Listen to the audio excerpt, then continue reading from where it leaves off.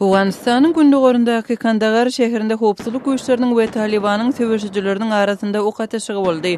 Olar odalky gijede mehmanhana hüjüm etdiler. Awgan güýçleriniň türgenleşip geçirýänleriň ýaşaýan mehmanhanasyny öz gözegçiligine almak üçin 16 saatlap söwüşmeginiň netijesinde 2 adam öldürildi. Awganistanyň günorta böleginde Taliban bilen söwüşlerde 26 hökümet harbysy wepat boldy.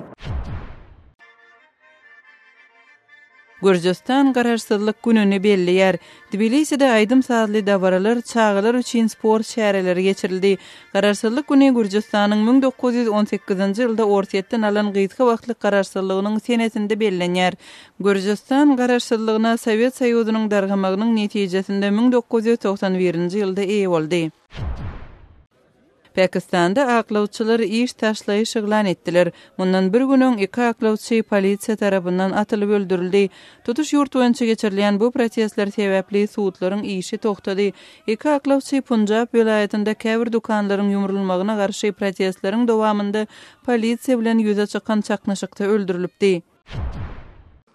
Täjikistanyň paýtagty Duşanbede öňki Sowet ýurtlaryň altysynyň resmileri neşe garşy konferensiýa geçirdiler. Ortaýatyň resmi toparynyň ýolbaşçysy neşe sowdasynyň Islam döwletiniň esasy girdeji çeşmesi bolýanlygyny aýtdy we ol gaçakçylygyň Afrikada, Irakda we Ýewropada amala aşyrylýanlygyny belledi. Siz günüň täzelikleri bilen tanyş boldunuz.